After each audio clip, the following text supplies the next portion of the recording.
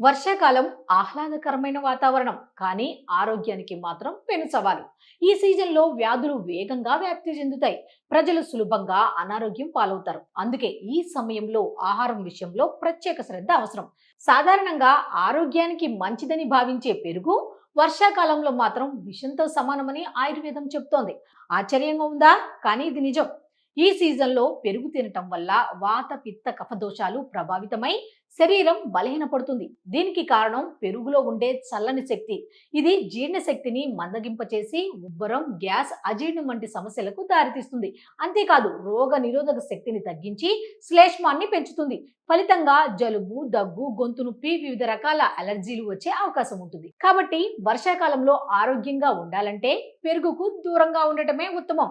మీ ఆరోగ్యం మీ చేతుల్లో. అయితే ఏదైనా కొత్త చిట్కాను పాటించే ముందు మీ వైద్యుని సంప్రదించడం మంచిది. ఈ సహజమైన పద్ధతిని అనుసరించి ఆరోగ్యకరమైన జీవితాన్ని గడపండి.